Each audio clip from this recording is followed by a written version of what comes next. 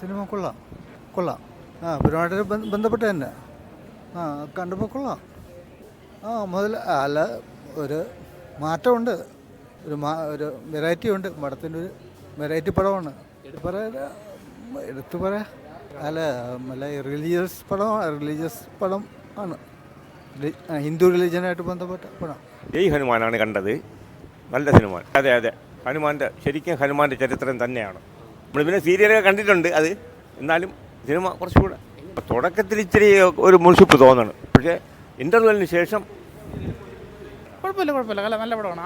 കൊച്ചുകുട്ടികൾ ഫാമിലിയായിട്ട് കണ്ടിരിക്കാൻ പറ്റിയ പടമാണ്. പ്രത്യേകിച്ച് കൊച്ചുകുട്ടിയൊക്കെ കൊണ്ടുവന്ന് ഈ ഒരു സമയത്തൊക്കെ കാണിക്കാൻ പറ്റിയ പടമാണ്. റിവ്യൂ ഉണ്ട്, അതിൻ്റെ സെക്കൻഡ് പാർട്ട് എന്തായാലും ഉണ്ട്. 2025 സെക്കൻഡ് പാർട്ട് ഉണ്ടെന്ന് പറയുന്നുണ്ട്. കണ്ടിരിക്കാം എന്തായാലും. ആ ഒരു വരദ മരിക്കണ്ടായിരുന്നു എന്നൊരു പേഴ്സണലായിട്ടതുണ്ട്. പക്ഷേ ബാക്കി കുഴപ്പമൊന്നുമില്ല. നായകൻ കുഴപ്പമില്ല, നല്ല രീതിയിൽ ചെയ്തിട്ടുണ്ട്.